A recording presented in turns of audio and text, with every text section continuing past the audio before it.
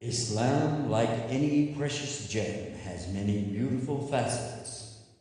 Join us now for Facets of Islam. Assalamu alaikum rahmatullahi wa barakatuh. I'm Yusuf Estes. I'll be your host for the next few minutes on Facets of Islam, and we're going to be talking about one of my favorite of all the facets of Islam, freedom. Today there's a lot of talk about freedom. We hear about freedom of the press. We hear about freedom of speech. We hear about the many freedoms that democracy offers or capitalism offers for us. The different societies and civilizations always promoting this idea of freedom, freedom, and we all want freedom. And who really would be the enemy to freedom? Doesn't even make sense. As a matter of fact, every single person wants freedom from something. Freedom from tyranny, freedom from oppression, freedom from poverty, freedom from drugs, freedom from abuse, freedom from ignorance. Everyone's talking about freedom, freedom, freedom. What's the opposite? What's the other side of freedom? Slavery. Yes, I remember. Slavery, that's the opposite. Slavery to what? Slavery to humans, slavery to work, slavery to passion, slavery to drugs, slavery to one's own emotions. There's so many kinds of slavery. What does Islam say about this? What is the facet of freedom in Islam? Exactly. How do I understand that? If I study Islam even a little bit, I learned about this word slavery. And yet some people tell me Islam is freedom. But I hear about this word slavery. In fact, I hear it over and over in the Quran itself saying, my slave. Even when it speaks about the Prophet Muhammad, peace be upon him, himself, he's not listed as a king in the Quran. He's not listed as an emperor in the Quran. He's not mentioned as some kind of a godhead or some kind of a great leader in Quran. In fact, Allah has called him a slave. Read chapter 17 of the Quran, Surah Al-Isra. Alhamdulillah, the praise to the one who has sent his servant. That's one translation. Slave, another. Abdihi is clear. Abd. Abd is a slave. Abdullah means the slave of Allah. I used to try to retranslate that as servant in the common usage of the language today. I said it's more appropriate really to say servant than it is to say slave, because slave, it brings us back a connotation of years gone by of this harsh slavery, of beating a person with a whip, of taking away their rights, of oppressing them. There's so much oppression when we think about slavery that I didn't want to use that when I give the translation, the meaning of the Quran to someone. But then I realized that, no, Abdihi, this is Arabiya, this is Arabic, this is what it says. It says slave. It's a slave. If you want to really be one of those that follows Islam, you're a slave. Some of the enemies of the propagation of Islam, they were telling people, you go to Islam, you're going to be a slave. In fact, that's what they're warning everybody about. Be afraid of Islam. It will enslave you. Stay away from the Muslims. They're promoting something that's calling for slavery. We don't want to be slaves. Little do they know, they already are. Because if you truly understand Islam, and you know the miracles of Islam, you know the truth of Islam, you know the proof of Islam, you know the reality of Islam, the rights in Islam, and the other facets that we're talking about constantly, then you already know there really is only one God. And He owns everything. And there isn't anything out there except it all belongs to Him. In effect, the whole entire creation is his slave. It has to do what he wants it to do. There is no choice. The moon can't decide tomorrow, well, I don't think I'll just come up. I'll just stay where I'm at. The sun can't say, well, I don't want to glow today. I think I'll just, shoot off a little bit of heat here and there, and that's it. No. The rain can't say, well, I don't want to fall today. I'll just go up. Everything is under the command of Allah, always. If you understood that, then you should understand that even we today, whether we choose to or not, are still only going to do what He wills for us to do. But if we do so by choice, if we give in and we do what we've been talking about in the past, if we give the sincerity to Him, if we give the peace and we give the commitment, the surrender, the obedience to Him that's due to Him, if we follow, and it's in the books, please go back and read, see what it says in the books before. Does it or does it not command the followers? Or is it just called the 10 suggestions? There's only one king, the owner, the sovereign, and He has given a clear commandment to all to worship Him alone without any partners, no gods beside Him. So if I do that, I cannot help except be His slave. And if you said, no, I've got it, we've got the proof on you Muslims, you have said it, and we got you, it's in your own show, you just said it, and we did. But listen, if you're not a slave to your Creator, then you're a slave to something He created. Either you're a slave to someone or something, or a slave to your own passions, lusts, and desires. You are a slave to the substances that you're taking into your body every day. You're a slave to the things around you, the things that you look to try to get peace, really are enslaving you. The things that you turn to get the satisfaction, to get the emotion, these are enslaving you. Smoking, tobacco, alcohol, drinking, drugs, pornography, violence, ownership. All of these things enslave. When a person needs from this creation, he's never going to be fulfilled. Look what Prophet Muhammad, peace and blessing be upon him, said. If the son of Adam had a valley full of gold, he'd want another just like it. How could that be? What would you do if you had a valley full of gold?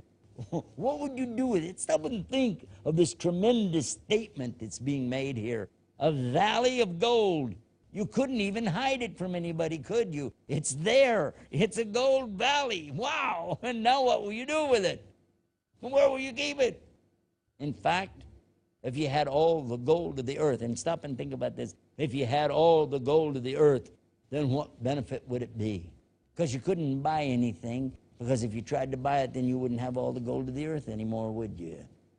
Would you? What good was it? No. This gold will not bring you freedom. The wealth is not going to bring you the freedom. What about fame? That everywhere you go, people say, oh, look who it is. It's so-and-so. Can we have your autograph? Isn't it nice? Oh, and waving. But will that really bring you freedom? In fact, if you need that, then you need the people to recognize you to get this. So there's no benefit in that. There's not going to be any freedom come to you from any of these substances that you take either, because actually you become a slave to it. First time a person smokes a cigarette, first time, does what? Makes it so it's easy to do it the second time. There's no reason not to do it the second time. The big reason was not to do something bad the first time, because the second time, well, I already did it once, or twice, or three, or 4, and then the nicotine sets in and starts working in the lungs, in the nervous system, and in order to get any kind of rest, any kind of relaxation at all, I can't stop this pain, the agony, I gotta have another cigarette. Ah, the freedom of smoking. Freedom? You just gave away your lung. You just gave away your health. You just gave cancer to your children that you love, and they didn't even smoke. They were in the room with you and got the cancer. What kind of freedom is that? And when we talk about the dependency on alcohol, and again, the first time, oh, well, what's this? Oh, yeah, it tastes terrible, but I feel stupid. And then what? The second time, oh, I've had it before. Ho, ho, ho, look at me. Oh, I'm drinking some alcohol. And then again, and again, until the dependency comes, because now I can't have any fun unless I'm loaded.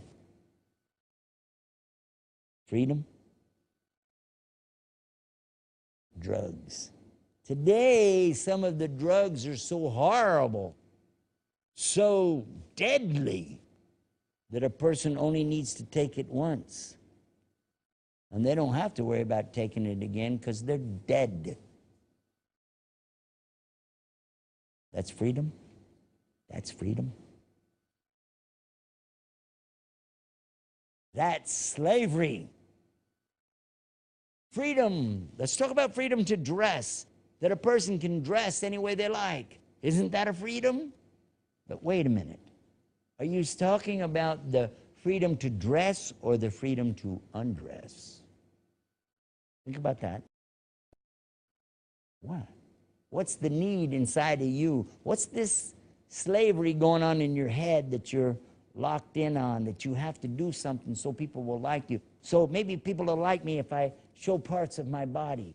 Wow, look at that. The more I show, the more they like. What is that? And where will you be 50 years from now? Huh? Huh? Slavery or freedom? Now, when we talk about it, some people talk about the freedom of speech. Have you heard this one? The freedom of speech. We've all heard freedom of speech. A journalist has the freedom of speech. He can write as he likes. I attended a special conference in a country that had been insulting Islam in a horrible way. They did a lovely conference. They brought the journalists forward, and they took beautiful care of these people, these journalists and photojournalists. They fed them. They took time to educate them. They gave them anything they needed in the way of proper knowledge to see what is true Islam and share with them.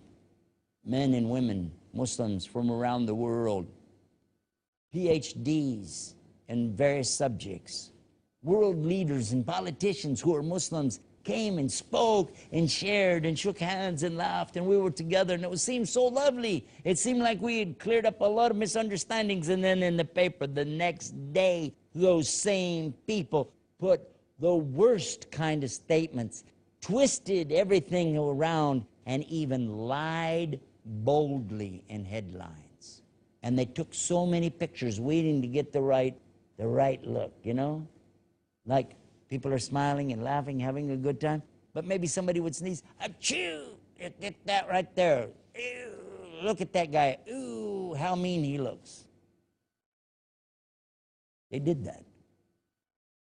When I saw the papers, I was so distraught. I was so upset. I was fit to be tied. How could somebody do this? And when I began to complain, I said, this is an abomination against true journalism.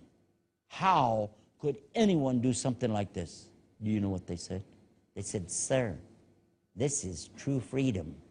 Freedom of speech. Freedom of the press. Freedom. I said, stop. You're talking about the freedom to lie. And they stopped cold right there and turned away.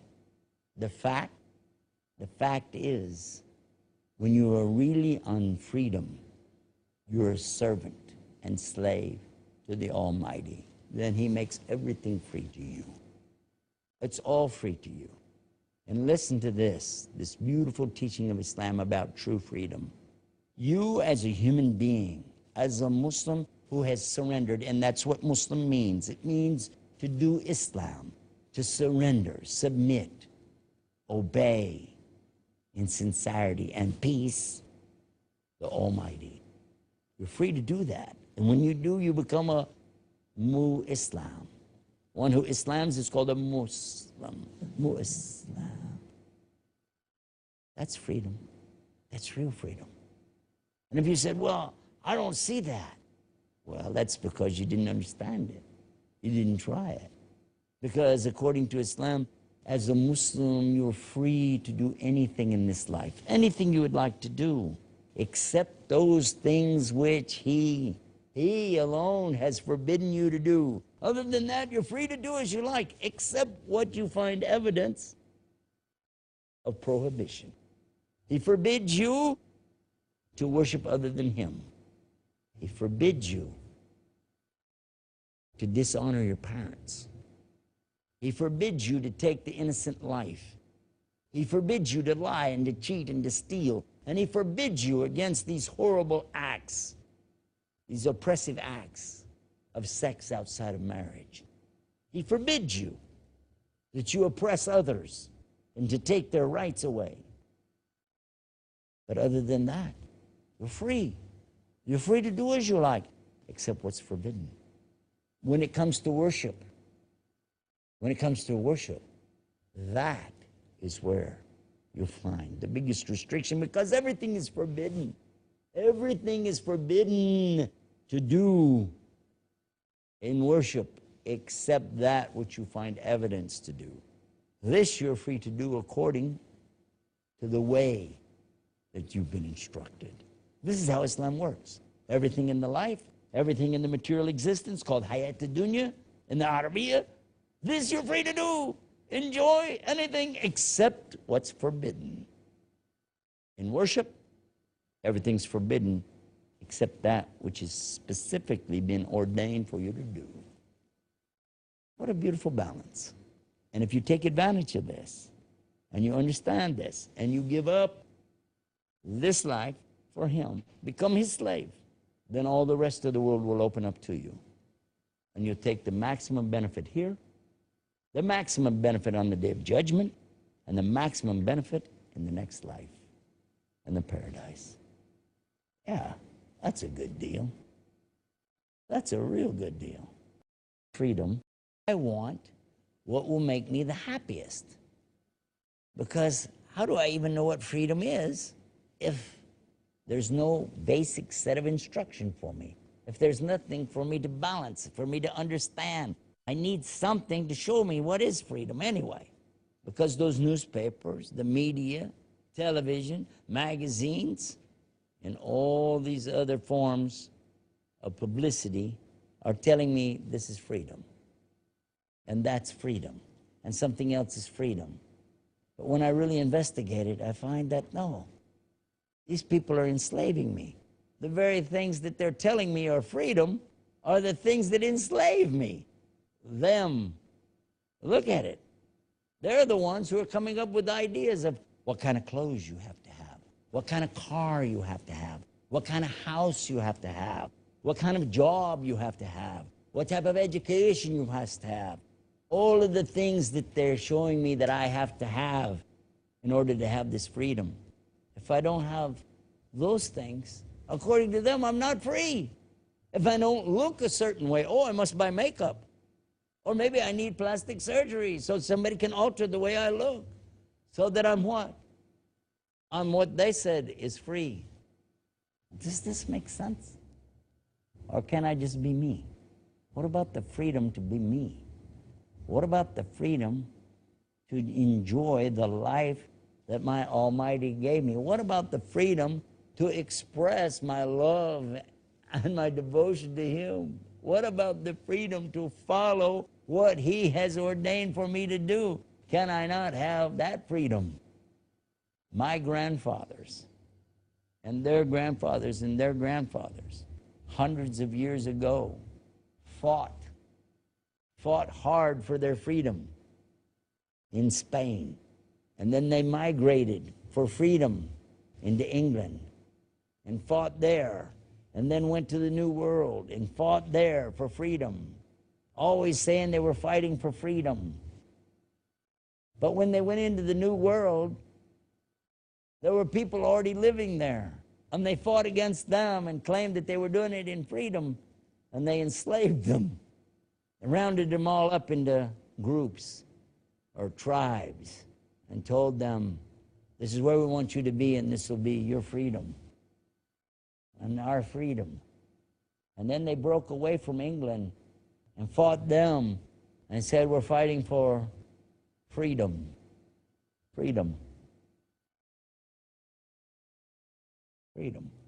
And then they began to fight themselves. Brothers against brothers, cousins against cousins, uncles, nephews, their own relatives, killing each other over freedom. They said, we're fighting for the right for people to be free.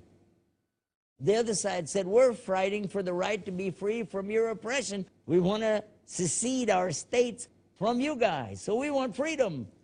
And the other guys said, we want freedom. And everybody killed each other in the name of freedom. And when they were all done killing everybody, they had a resolution, and they said, we have freedom now. 100 years after that, people were still treated like slaves. Now where's the freedom? And even today, and I've worked in the prison systems for a long time, I know for a fact we're a long way from freedom. In fact, the human being in his wildest imagination can never really conceive and implement the real freedom, because there will always be somebody who wants to put somebody else into slavery of some kind. It's only the Creator himself who can give us the true, real, lasting freedom. To be a slave in this life to the Almighty God is the way to achieve the real freedom of the next life. And that is the perspective and that facet of freedom in Islam.